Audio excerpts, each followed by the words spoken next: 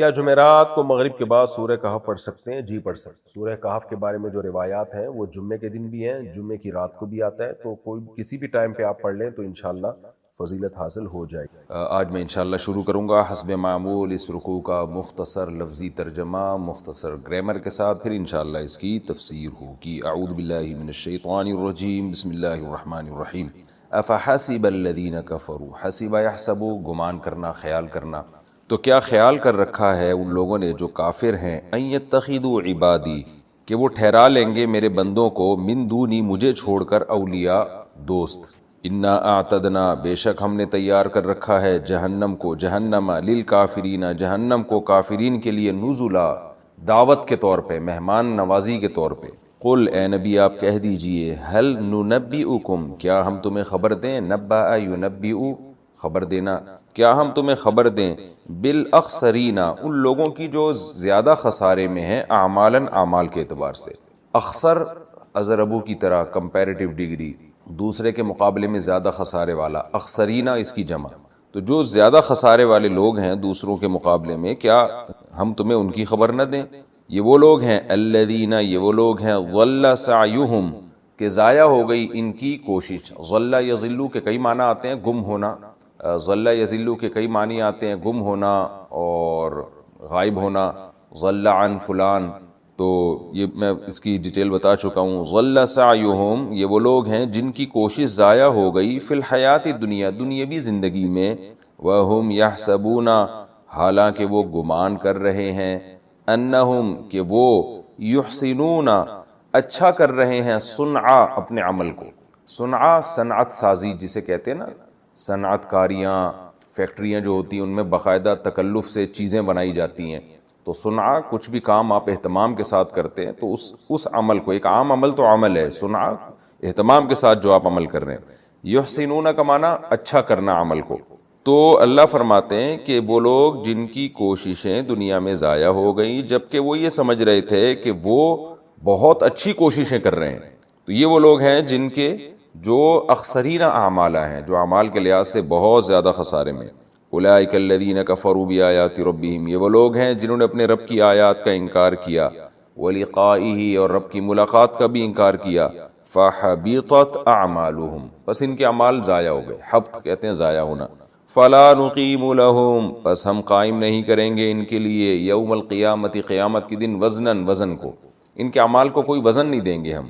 ذالک جزاؤہم جہنم، یہ ان کا بدلہ ہے جہنم، بما کفروا، اس کفر کے بدلے میں جو انہوں نے کیا، واتخذوا آیاتی، اور انہوں نے ٹھہرا لیا تھا میری آیات کو، ورسلی، اور میرے پیغمبروں کو، ہزوا، مزاح بنا لیا تھا، اس کو سنجیدہ نہیں لیا انہوں نے۔ ان الذین آمنوا وعملوا الصالحات، بے شک وہ لوگ جو ایمان لائے اور نیک اعمال کیے، کانت لہم جنات الفردوس نزلا، ان کے لیے فردوس کے باغات ہیں، نزلا بطور مہمانی کے، دعوت کے طور پہ، خالدین فیہا، ہمیشہ رہیں گے اس فردوس میں، لا یبغون عنہا حولا، بغا یبغی کئی بار یہ لفظ آ چکا ہے، باغی تلاش کرنے والا، چاہنے والا، لا یبغون عنہا، یہ اس جنت سے نہیں چاہیں گے، حولا پلٹنا، تحویل سے نکلا ہے نا۔ آپ جب مؤذن بلاتا ہے حی علی الصلاۃ تو ہم کیا کہتے ہیں، لا حول ولا قوت الا باللہ، تو حول کا مطلب کیا ہے کہ برائی سے ہٹنا، تو برائی سے ہٹنے کی طاقت، ولا قوت، اور نیکی کرنے کی قوت، الا باللہ نہیں ہے مگر اللہ کی طاقت کے ساتھ، اللہ کی توفیق کے ساتھ۔ تو حول کا مطلب سمجھیں انحراف کرنا، کسی راستے سے ہٹنا، تو حول بھی اسی سے، لا یبغون عنہا حولا، تو یہ نہیں چاہیں گے اس جنت سے ہٹنا، یعنی یہ نہیں چاہیں گے کہ یہ جنت ہم سے چھین لی جائے۔ قل لو کان البحر مدادا لکلمات ربی، اے نبی آپ ان سے کہہ دیجئے کہ اگر سمندر ہو جائے مدادن، سیاہی، مداد کہتے ہیں دوات کو، جس سے لکھا جاتا ہے نا، انک جسے آج کل کہا جاتا ہے، پہلے دوات کہا جاتا تھا اردو میں، سیاہی بھی کہا جاتا ہے، تو اگر یہ سمندر بن جائے سیاہی، مدادن، کس کے لیے سیاہی بن جائے، لکلمات ربی، میرے رب کے کلمات کے لیے۔ رب کے کلمات کیا ہیں؟ وہ کلمات جن سے رب کی تعریف کی جائے تو ان کو رب کے کلمات کہا جاتا ہے، وہ کلمات جن سے اللہ تعالیٰ کی تعریف کی جائے، تو لکلماتی ربی، میرے رب کی کلمات کے لیے سیاہی بن جائیں، یعنی ان کو لکھنے کے لیے سیاہی بن جائیں، ایسی سیاہی بن جائیں کہ اس سے پھر رب کے کلمات لکھے جائیں۔ لنفد البحر، لام تاکید کے لیے، نفد ینفد فنا ہونا، لنفد البحر تو سمندر فنا ہو جائیں گے، ان کی سیاہی ختم ہو جائے گی، قبل ان تنفد کلمات ربی، اس سے پہلے کہ میرے رب کے کلمات ختم ہو جائیں، اس سے پہلے سمندر ختم ہو جائے گا۔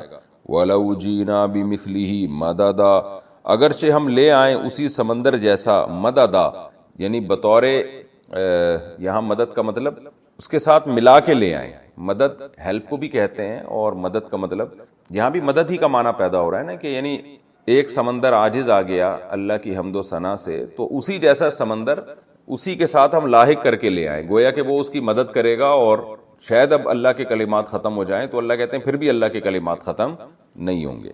تو اس کا آسان ترجمہ یہ ہوگا کہ اگر ہم بمثلی اسی جیسا سمندر مددن ملا کے ایک اور بھی لے آئیں تو بھی سمندر ختم ہو جائے گا، اللہ کے کلمات ختم نہیں ہوں گے۔ قول اے نبی آپ کہہ دیجئے انما انا بشر مثلکم، میں تو صرف ایک انسان ہوں، مثلکم تمہاری طرح، یوحا الیہ وحی کی جاتی ہے میری طرف، انما الہکم الہ واحد کہ بے شک تمہارا معبود تو صرف ایک معبود ہے۔ انما میں صرف کا ترجمہ کر رہا ہوں انما سے، یعنی محض یہی بات ہے، اس کے علاوہ کوئی بات نہیں ہے۔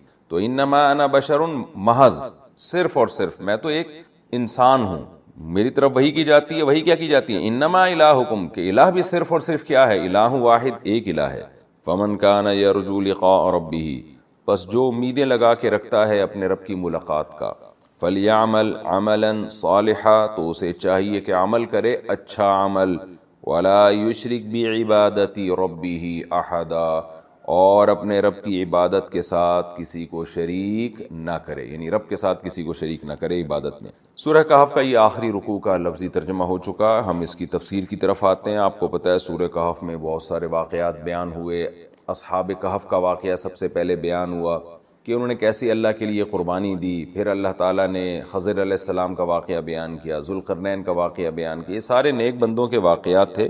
اب ایک خلاصہ بیان کیا جا رہا ہے کہ ان سب کا حاصل کیا ہے، کہ اچھا عمل کرو اور برائی سے بچو، اور اس میں سب سے بڑی رکاوٹ تھی مشرکین کے غلط عقیدے، وہ اچھے عمل کو، شرک کو اچھا عمل سمجھتے تھے، تو اس کی نفی کی گئی ہے کہ اچھا عمل وہ ہے جس کو اللہ اچھا کہے۔ تو پورے رکوع میں یہی ہے کہ اگر ابھی بھی نہیں مانتے تو پھر آخرت میں تمہارے لیے جہنم کی آگ ہے، کیونکہ ان سب واقعات کا اور ان سب باتوں کا حاصل خلاصہ یہی ہے کہ عمل اچھا کرو، آخرت پر یقین کرو، توحید کا مذہب اختیار کرو اور نیک اعمال اختیار کرو، ورنہ تمہارے لیے جہنم کی آگ ہے۔ تو اللہ تعالیٰ فرماتے ہیں افحسب الذین کفروا ان یتخذوا عبادی من دونی اولیاء، کیا وہ لوگ جو کافر ہیں انہوں نے یہ گمان کر رکھا ہے کہ وہ ٹھہرا لیں مجھے چھوڑ، میرے بندوں کو ٹھہرا لیں مجھے چھوڑ کر اپنا دوست، یعنی اس تفصیل جو ہم نے سورہ کہف میں بیان کی ہے اس کے بعد بھی یہ گمان کر رکھا ہے کہ یہ کوئی ٹھیک عمل ہوگا کہ ذوالقرنین کو فتح دینے والا اللہ، خضر علیہ السلام کے پاس موسیٰ علیہ السلام کو بھیجنے والے اللہ، پھر تکوینی امور خضر علیہ السلام کے ذریعے کیسے کیسے کام اللہ کر رہا ہے، پھر اصحاب کہف کو کیسے اللہ نے بچایا، اور اللہ نے اپنی کتنی قدرت اور نعمت و باغ والوں کا واقعہ اللہ نے بیان کیا کہ اللہ پر اعتماد نہیں کیا، توکل نہیں کیا، کیسے ان کا باغ ہلاک ہو گیا۔ تو ان سب باتوں کے بعد پھر یاجوج ماجوج کا اللہ نے بیان کیا، تو ان سب باتوں کے بعد بھی کیا تم یہ سمجھتے ہو کہ یہ کوئی مناسب کام ہے کہ تم میرے بندوں کو، یعنی جو میرے غلام ہیں ان کو معبود بنا لو؟ غلام کا بھی معبود ہو سکتا ہے، یعنی اولیاء یہاں دوست سے مراد ہے، ان کو معبود بنا لینا۔ انا اعتدنا جہنم للکافرین نزلا، ایسے کافروں کے لیے تو ہم نے جہنم تیار کر کے رکھی ہے، نزلا بطور مہمانی کے، یہ ایک تحکم کہتے ہیں اس کو، یعنی اس کو مہمانی تو نہیں ہے حقیقت میں، لیکن جب آپ کسی کو بڑی شدید وعید سناتے ہیں تو آپ یہی کہتے ہیں کہ تو آ میں تیرا اکرام کروں گا زہر کے ذریعے، تو وہاں اکرام کا لفظ ایک مجازن استعمال کیا جاتا ہے، اور اس کو بیان کرنے کے لیے کہ یہ جیسے اکرام میں پورا اہتمام کیا جاتا ہے نا، تو تجھے مارنے کا بھی ہم نے پورا اہتمام کیا ہے، تو مجازن اس کو مہمان نوازی سے تعبیر کیا جاتا ہے، دعوت سے تعبیر کیا جاتا ہے۔ آگے اللہ فرماتے ہیں قل هل ننبئکم بالاخسرین اعمالا، کیا ہم تمہیں ان لوگوں کو نہ بتائیں جو خسارے کے اعتبار سے بہت بڑے خسارے والے ہیں۔ بہت بڑے خسارے والا اس لیے کہا کہ دو قسم کے لوگ خسارے میں ہوتے ہیں، ایک وہ جو برا عمل کریں اور اس کو برا سمجھ کے کریں، ان کو پتہ ہے کہ ہمیں سزا ملے گی اس کی، اور سزا ملتی ہے، اللہ تعالیٰ ہم سب کو محفوظ رکھے۔ دوسرا وہ لوگ ہیں جو برا عمل کر رہے ہیں لیکن یہ سمجھ کے کر رہے ہیں کہ یہ اچھا ہے، تو وہ امیدیں لگا کے بیٹھے ہوتے ہیں کہ اس کا ہمیں بہت فائدہ ہوگا، تو یہ زیادہ خسارے والے لوگ ہیں، کیونکہ ان کی تو امیدوں پہ بالکل پانی پھر جائے گا۔ ان کے ساتھ تو وہ ہوگا جن کی ان کو توقع ہی نہیں تھی۔ ایک آدمی امتحان کی تیاری ہی نہیں کرتا، ایک طالب علم، ایک اسٹوڈنٹ تیاری ہی نہیں کرتا، اسے پتہ ہے میں نے فیل ہونا ہے، لیکن ایک تیاری کر رہا ہے فزکس کی، حالانکہ پیپر جو ہے میتھ کا آنے والا ہے، تو جب اس کے سامنے پیپر آئے گا تو اس نے تو اتنی محنت کی ہوگی فزکس کے لیے، اور پتا چلا پیپر جو ہے وہ میتھ کا ہے جس کا آپ کو پتہ ہی نہیں تھا کہ تیاری نہیں کی، اس کا غم کتنا ہوگا۔ تو اللہ فرماتے ہیں آؤ ہم تمہیں بتاتے ہیں، کچھ لوگ دنیا میں ایسے ہیں جو اعمال کے لحاظ سے بڑے خسارے میں ہیں۔ یہ وہ لوگ ہیں الذین ضل سعیہم فی الحیات الدنیا، کی دنیا کی زندگی میں ہی ان کی کوشش ضائع کر دی ہم نے، یعنی آخرت تک پہنچنے نہیں دیا اس کوشش کو۔ وَهُمْ يَحْسَبُونَ أَنَّهُمْ يُحْسِنُونَ صُنْعًا، جبکہ وہ یہ سمجھ رہے ہیں کہ وہ بہت زیادہ اچھی کوششیں کر رہے ہیں اور خدا ان سے بہت خوش ہو رہا ہے اور ان کوششوں پہ ان کو بہت زیادہ اجر ملنے والا ہے۔ مشرک یہی کرتا ہے نا، بدعتی یہی کرتا ہے، کافر یہی کرتا ہے، وہ چند چیزوں کو ٹھیک کر کے سمجھتا ہے کہ میں ہمیشہ کے لیے کامیاب ہوں، حالانکہ وہ سب ضائع ہو رہی ہیں، برباد ہو رہی ہیں، کیونکہ توحید کے بغیر اور وہ اعمال جن کو اللہ اس کے رسول نے اچھا کہا ہو، تو اللہ رسول سے پوچھے بغیر اگر کوئی عمل آپ کرتے ہیں تو آپ کی نظر میں اچھا ہے، وہ اللہ کی نظر میں اچھا نہیں، وہ ضائع ہو رہا ہے۔ تو فرمایا کہ اولئک الذین کفروا بآیات ربہم، یہ وہ لوگ ہیں جنہوں نے اپنے رب کی آیات کا انکار کیا۔ تو جو اپنے رب کی آیات کا انکار کرتا ہے، وہ عمل کتنا ہی اچھا کر رہا ہو، اس بیچارے کو یہ پتہ نہیں ہے کہ اس کا یہ عمل ضائع ہو رہا ہے، دنیا میں ختم ہو جائے گا۔ وَلِقَائِهِ، اور یہ وہ لوگ ہیں جنہوں نے اپنے رب کی ملاقات کا انکار کیا۔ کسی کا اگر یہ عقیدہ نہیں ہے کہ قیامت قائم ہوگی، مجھے میرے اعمال کا حساب و کتاب دینا پڑے گا، تو قرآن سے پتہ چلتا ہے وہ کتنا ہی اچھا عمل کر لے، ساری انسانیت کو کھلائے، خدمت کرے اور دنیا کو امن سے بھر دے، لیکن اللہ کہتے ہیں کہ میری نظر میں اس کے عمل کی کوئی ویلیو نہیں، کیونکہ اس نے میری باتوں پہ یقین نہیں کیا، اس کو اہمیت ہی نہیں دی۔ جیسے کہ آگے اس کی اور ڈیٹیل آ رہی ہے، فَحَبِطَتْ أَعْمَالُهُمْ، اللہ فرماتے ہیں ان کے اعمال برباد ہو گئے، فَلَا نُقِيمُ لَهُمْ يَوْمَ الْقِيَامَةِ وَزْنًا، ہم قیامت کے دن ان کے عمل کے لیے وزن نہیں قائم کریں گے، وزن کا مطلب اس کو وزن دیں گے ہی نہیں، اس کو ویلیو نہیں دیں گے۔ تو عمل تو ہوگا ان کے پاس، کیونکہ آخرت میں تو سب کچھ سامنے آئے گا، اچھا عمل بھی برا عمل بھی، لیکن اس کے عمل کو وزن نہیں، کیونکہ وزن کے لیے ضروری ہے ایمان اور اخلاص۔ ایک آدمی ریاکاری کے ساتھ بہت اچھا عمل کرتا ہے، کروڑوں انسانوں کو کھانا کھلاتا ہے، بھوکوں کو زندگی دیتا ہے، لیکن اس کا مقصد اللہ کی رضا نہیں ہے، تو عمل کی کوالٹی کے لحاظ سے تو بہت، کوانٹٹی کے لحاظ سے تو بہت ہے، کوالٹی کے لحاظ سے اس میں وہ زیرو ہے۔ لیکن ایک آدمی آدھی کھجور دیتا ہے، نیت اللہ کو راضی کرنا ہے، تو اس آدھی کھجور کے صدقے میں بھی اللہ تعالیٰ بہت وزن ڈال دیں گے۔ تو اخلاص سے اور ایمان، ان دو چیزوں سے عمل میں وزن پیدا ہوتا ہے۔ تو اللہ کہتے ہیں ہم ان کے عمل کو قیامت کے دن وزن نہیں دیں گے۔ ذالک جزاؤہم جہنم، اور یہ ان کی جزا جہنم ہے، ان کو بتا کے دکھا کے کہا جائے گا، بما کفروا، اس لیے کہ تم نے بہت بڑا جرم کیا تھا، تم نے خدا کا انکار کیا تھا۔ اب تم انسانیت کی خدمت کر کے یا لوگوں سے خوش اخلاقی سے پیش آ کے تم سمجھتے ہو کہ اچھا عمل کر رہے ہو، تو ٹھیک ہے اچھا عمل ہے، لیکن اس کے ساتھ ایک بہت برا جرم بھی تو تم نے کیا ہے نا، اپنے بنانے والے کا تم نے انکار کیا۔ وَاتَّخَذُوا آیَاتِي وَرُسُلِي هُزُوًا، اور میری آیات اور میرے پیغمبروں کو مذاق بنا لیا۔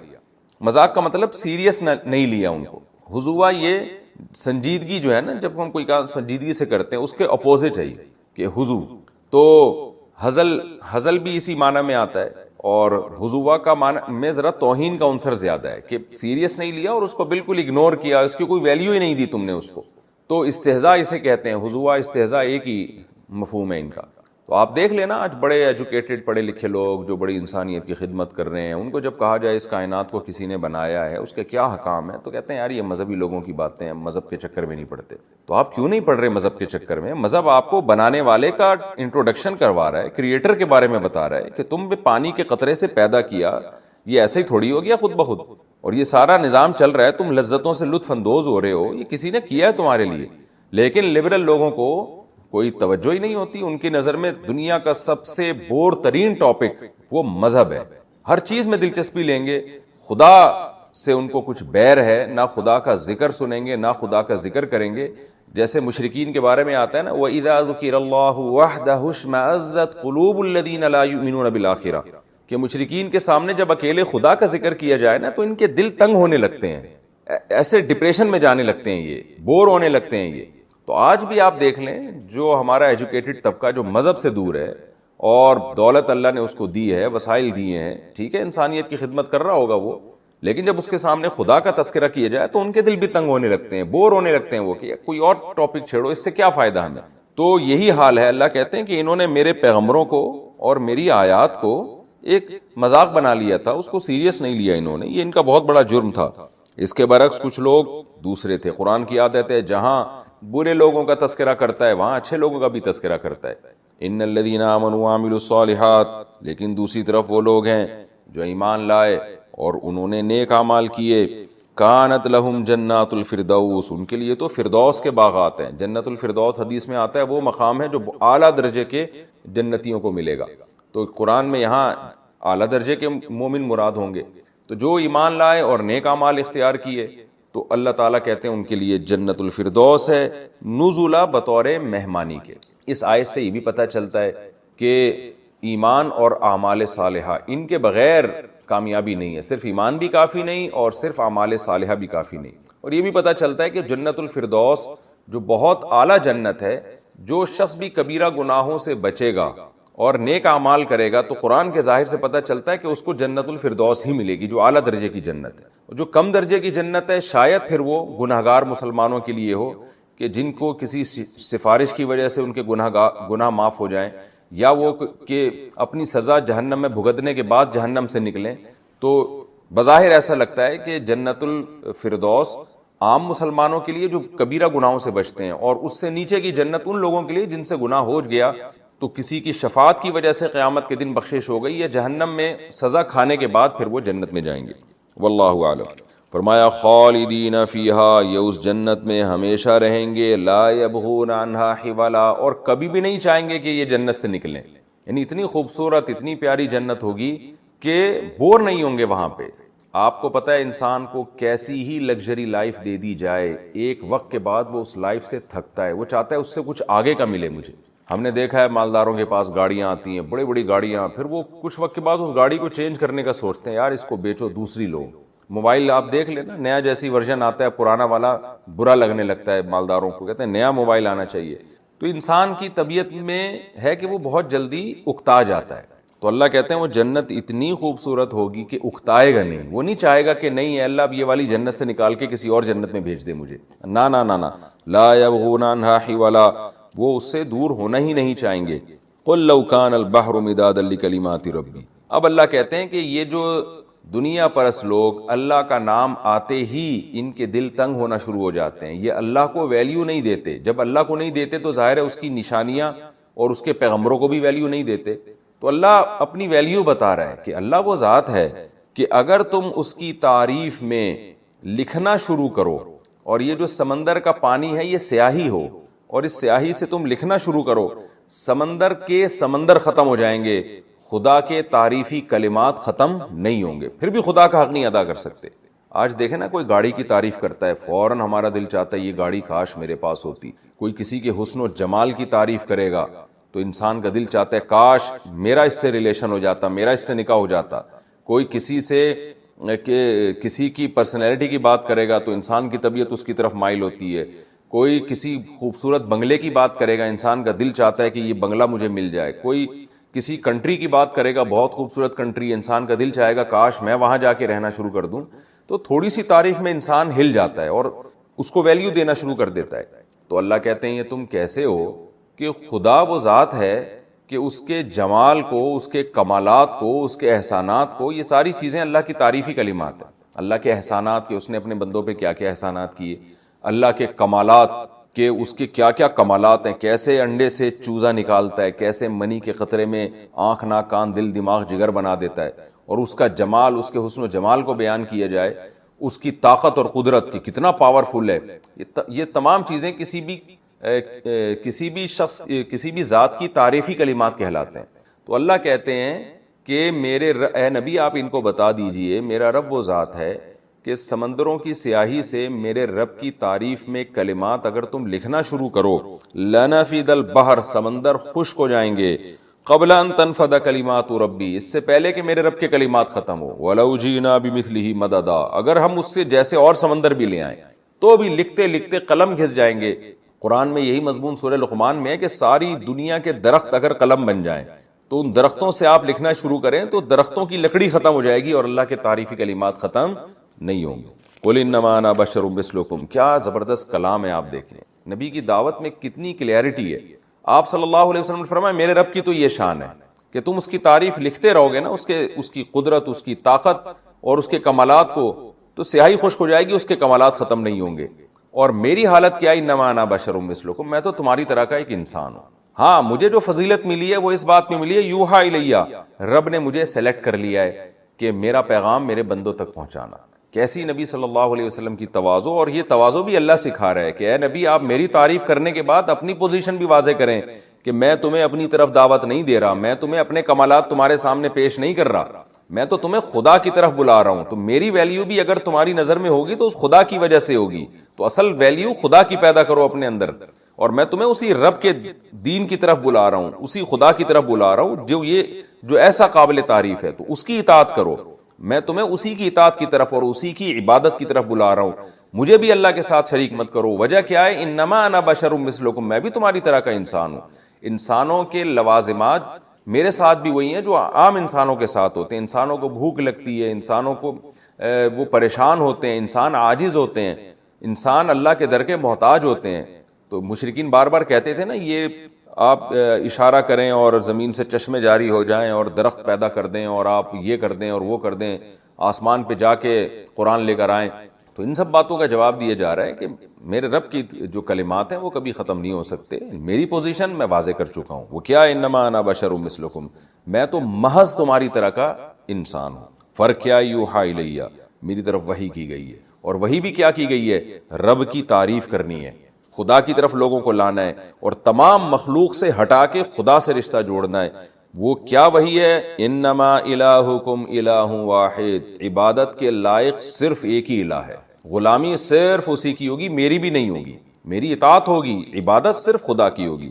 فمن کان یرجو لقاء ربہ، بس یہ مضمون اے نبی آپ ان کو بتا کے کہہ دیں کہ اب میری باتیں سننے کے بعد بھی کوئی شخص اپنے رب کی ملاقات کی اگر امیدیں لگا بیٹھا ہے، اس کو یقین ہو چلا ہے کہ واقعی اللہ برحق ہے، ایک خدا ہے جس کی ہمیں عبادت کرنی ہے. محمد صلی اللہ علیہ وسلم ہمیں اپنی عبادت کی طرف نہیں بلا رہے، اللہ کی عبادت کی طرف بلا رہے، اور موت کے بعد کی ایک زندگی ہے. تو ان باتوں کو سننے کے بعد جو شخص اپنے رب کی ملاقات کی امیدیں لگا بیٹھا ہے تو فوراً اب کیا کرے، فَلْيَعْمَلْ عَمَلًا صَالِحًا، اب اسے چاہیے کہ نیک اعمال شروع کر دے. اب موقع ضائع نہ کرے. کیوں؟ اب نیک عمل کا اس کو اجر ملے گا. جو رب کو ایک نہیں مانتا اور موت کے بعد کی زندگی کا قائل نہیں ہے، وہ عمل صالح نہ کرے، اس کا کوئی فائدہ نہیں، ضائع ہونے والا ہے. یہ بالکل ایسی مثال ہے، یہ ایسا انداز ہے قرآن کا بیان کرنے کا کہ جیسے آپ نے کہیں جانا ہو، کوئی آپ کی بڑی اچھی جاب لگ گئی ہو، کوئی آپ کو آ کے بتائے کہ بھئی امریکہ میں تمہاری جاب لگ گئی اور لاکھوں روپے تمہاری تنخواہ ہے، اور بس ایک سادہ سا انٹرویو ہوگا، اس کی تیاری کر لو. تو اور وہ کویشچن بھی میں تمہیں بتا دیتا ہوں، بس وہ انٹرویو تم نے دینا ہے، چند سوالات ہوں گے، اس کے بعد تمہارے وارے نہیں آ رہے، بس مزے ہو گئے تمہارے. اب بندے کو یقین نہیں آ رہا، وہ کہہ رہا ہے پتہ نہیں یار میں کہاں اور امریکہ کہاں اور کروڑوں روپے کہاں، اور چند سوالات مجھ سے پوچھیں گے اور یہ جواب بتائے گا اس کے، مجھے پہلے سے ایسی فضول باتیں کر رہا ہے. آپ کو یقین نہیں آ رہا، آپ تیاری نہیں کر رہے انٹرویو کی. اچانک کیا ہوا کہ کوئی آپ کو ایسی خبر پہنچی جس سے آپ کو امید ہو گئی کہ بھائی واقعی یہ صحیح کہہ رہا ہے. تو لوگ کیا کہیں گے، بھائی اب تمہیں امیدیں قائم ہو گئی نا کہ واقعی تمہیں جاب مل گئی ہے اور چھوٹا سا ایک انٹرویو ہوگا، اب ہری اب فوراً اس انٹرویو کی تیاری شروع کر دو. اب ٹائم ویسٹ نہیں کرنا، اب ویسٹ کیا تو تم تو برباد ہو جاؤ گے. اب وہ 8-10 سوالات ہیں، پوچھ لو کسی سے ان کے جواب، وہی سوال تم سے بھی پوچھے جائیں گے، فوراً پوچھ لو، اب تیاری کر. اب اس میں اب اگر تم نے فیل ہو گئے نا تو یہ تمہاری کوتاہی ہے کہ تمہارے پاس کامیاب ہونے کا اتنا بڑا آپشن آیا تھا، تم نے ضائع کر دیا. بالکل یہی انداز اللہ تعالیٰ کا ہے کہ اللہ تعالیٰ سورہ کہف کے آخر میں فرماتے ہیں کہ دیکھو جو اپنے رب سے ملاقات کی امید لگا بیٹھا ہے نا ہمارے بتانے سے، ہمارے دلائل سے، فَلْيَعْمَلْ عَمَلًا صَالِحًا، اب وہ نیک اعمال شروع کر دے، اب وہ اس کامیابی کے موقع کو ضائع نہ ہونے دے. وَلَا يُشْرِكْ بِعِبَادَةِ رَبِّهِ أَحَدًا، اور یہ نہ کرے کہ نیک اعمال کے ساتھ شرک کر کے اس عمل کو ضائع کر دے، کیونکہ ہم نے دونوں مضامین بیان کر دیے کہ توحید کے بغیر عمل قبول نہیں ہے. انما الہکم الہ واحد، تو ایک الہ کو الہ مانتا رہے، کبھی کسی کے بہکاوے میں آ کے یا رسول اللہ مدد، یا علی مدد، اور یا غوث اعظم مدد، یا قبروں پہ سجدہ کرنا اور جو ہے اللہ کے سوا کسی کو پکارنا شروع کر دینا، کبھی کسی کے بہکاوے میں آ کے یہ کام نہ کرے. موت تک توحید پر قائم رہے، رب سے ملاقات کی امید رکھے. یہ دو عقیدے جس کو مل گئے، اب وہ اعمال صالحہ میں آگے سے آگے بڑھے، کیونکہ اب اس کے اعمال کی ویلیو ہے، کم سے کم ایک نیکی پہ میں 10 گنا تو دوں گا اور بعض دفعہ بہت زیادہ بڑھا دوں گا.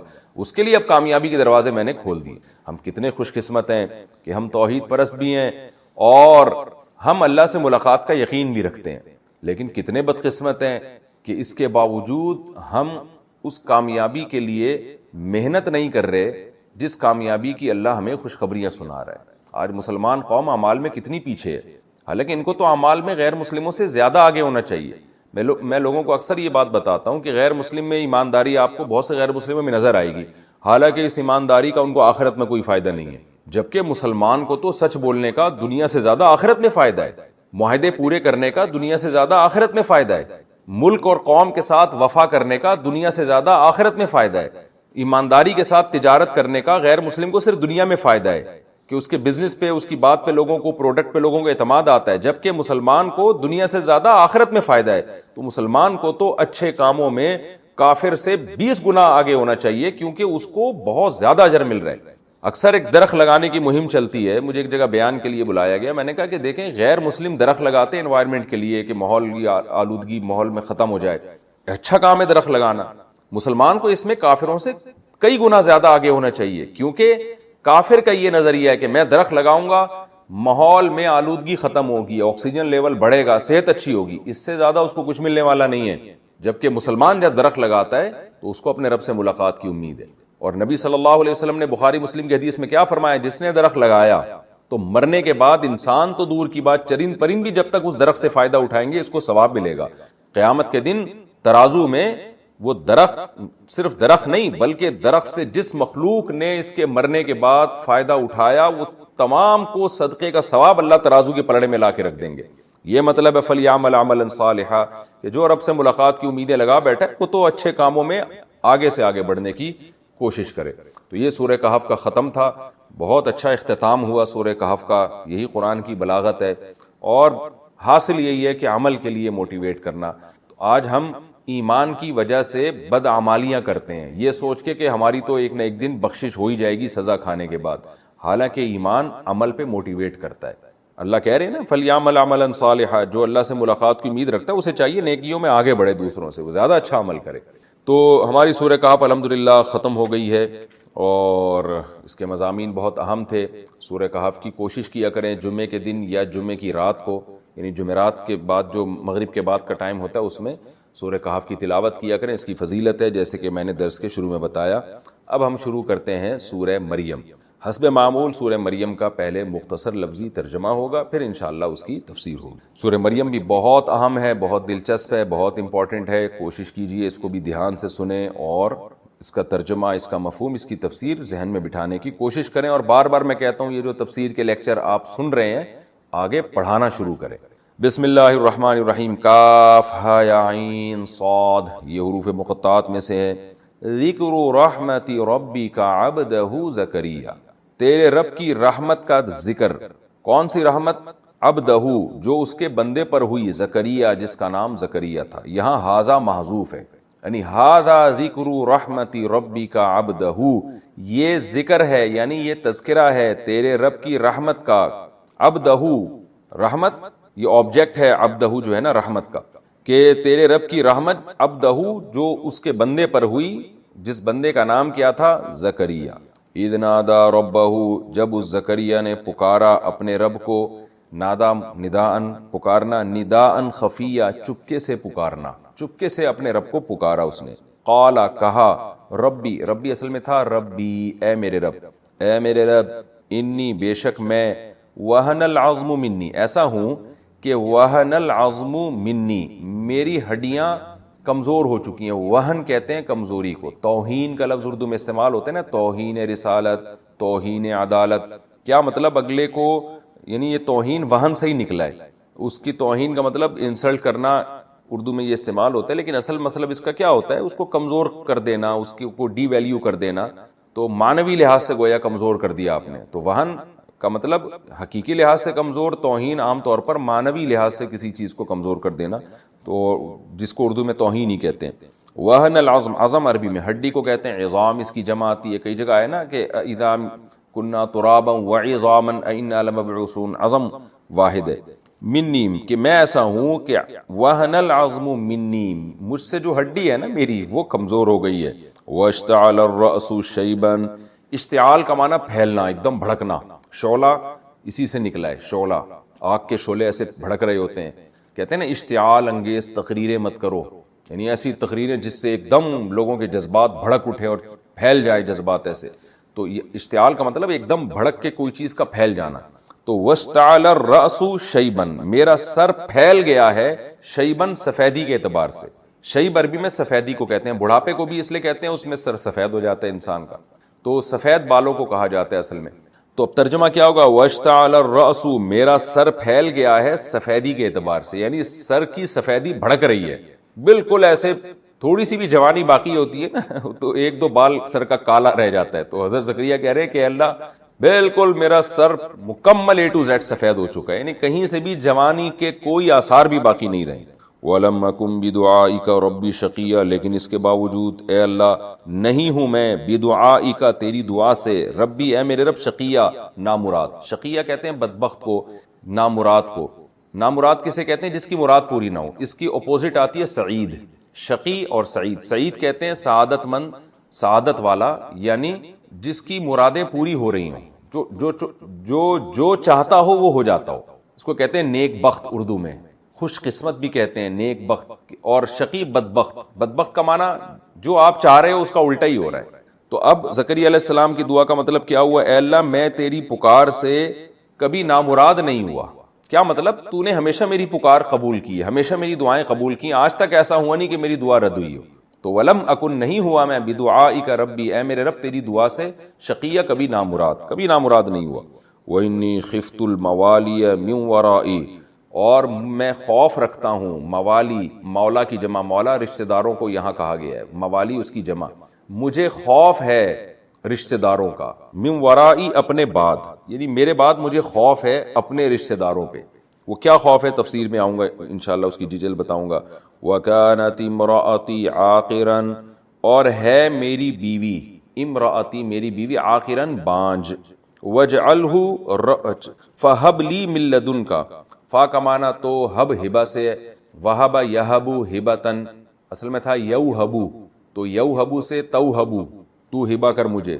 واو کو حذف کر دیا تو تاہبو، تو ہبہ کر. اور جب امر بناتے ہیں تو تا حذف کر دیتے ہیں، ہب، ہب کا مطلب ہبہ کر. فہب لی، تو ہبہ کر مجھے، من لدن کا اپنی طرف سے، ولیہ کوئی جانشین میرا. یہاں ولی کا معنی میرا نائب یا میرا دوست، دوست کا مطلب جو میرا ہم مسلک ہو، ہم مذہب ہو، وہ مجھے تو اپنی طرف سے عطا کر. مراد اس سے اولاد ہے. یریثونی، جو وارث ہو میرا بھی، ویرث من آل یعقوب، اور آل یعقوب سے بھی وارث ہو. وجعلہ ربی، اور بنا دے اے میرے رب، رضیہ، اس کو رضیہ کا معنی یہاں ہے رضی بمعنی مرضیہ، یعنی پسندیدہ بنا دے اپنا، ایسا بنا دے جس سے تو راضی ہو، نیک بنا دے، یعنی اس کو نیک بچہ مجھے عطا کر دے. یا زکریہ، اے زکریہ، انا، اصل میں تھا اننا، بے شک ہم، نبشرک بغلام، ہم تجھے خوشخبری دیتے ہیں ایک لڑکے کی، اسمہ یحییٰ، اس کا نام یحییٰ ہوگا. لم نجعل لہ من قبل، نہیں بنایا ہم نے اس کے لیے، من قبل اس سے پہلے، سمیہ کوئی اس نام کا. یہاں سمیہ کی دو تفسیریں کی گئی ہیں. مسمى یعنی اس نام کا ہم نے اس سے پہلے کوئی پیدا نہیں کیا، یعنی یہ یحییٰ نام جو ہے پہلا کوئی دنیا میں آنے والا بچہ ہے جس کو ہم یحییٰ نام دے رہے ہیں. اور دوسرا قول یہ ہے کہ یہاں سمیہ سے مراد نام نہیں ہے بلکہ صفات ہیں. جیسے قرآن میں آتا ہے نا وَعَلَّمَ آدَمَ الْأَسْمَاءَ كُلَّهَا، اللہ نے آدم علیہ السلام کو ہر چیز کے نام سکھائے. تو نام کا مطلب وہاں نام نہیں ہے بلکہ ان کی صفات، کیونکہ نام سے انسان کی صفات ہائی لائٹ ہوتی ہے، صفات کی پہچان ہوتی ہے. جس کی جو صفت ہوتی ہے اکثر اس کو وہی نام دیا جاتا ہے. تو جیسے جو بہادر ہوگا تو اس کو لوگ بہادر کا نام دے دیتے ہیں، جو بزدل ہوگا اس کو لوگ بزدل کہہ دیتے ہیں، جو سخی ہوگا اس کو سخی کہہ دیتے ہیں. تو یہاں نام سے مراد ہے صفات. اور راجح قول یہی ہے کہ لم نجعل لہ، ہم نے نہیں بنایا اس بچے کے لیے، من قبل اس سے پہلے، سمیہ اس کا ہم مثل، یعنی صفات میں اس کا ہم مثل پیدا نہیں کیا. کیا مطلب؟ اس کو کچھ ایسی اچھی صفات دی جائیں گی، یعنی اتنی اعلیٰ کوالٹی کی ہوں گی کہ اس درجے کی صفات کسی میں اس سے پہلے پیدا نہیں ہوئی. تفسیر میں اس کی ڈیٹیل آئے گی انشاءاللہ. قال ربی انا یکون لی غلام، حضرت زکریا نے فرمایا اے میرے رب، انا یکون لی غلام، میرے کیسے لڑکا ہو جائے گا. وکانت امرأتی عاقرا، ہے میری بیوی بانج. وقد بلغت من الکبر، کبر تکبر کو کہتے ہیں، کبر عمر میں زیادتی کو کہتے ہیں. کئی بار اس کو ایکسپلین کر چکا ہوں. اور پہنچ چکا ہوں میں من الکبری، بڑی عمر میں سے، عتیہ انتہائی عمر کو. عطیہ اصل میں تھا عتوون، عتوہ سرکشی کو کہتے ہیں نا، یہ لفظ بھی تفسیر میں کئی جگہ آ چکا ہے، سرکشی. اور تو یہاں سرکشی بھی جو سرکش ہے نا وہ ایک حد تک پہنچ جاتا ہے، تو ہم کہتے ہیں یار تم تو ایکسٹریم لیول پہ پہنچ رہے ہو، تم تو بدماشی کی انتہا پہ پہنچ رہے ہو. تو یہاں کبر کی انتہا مراد ہے، کبر کا مطلب بڑھاپے کی انتہا.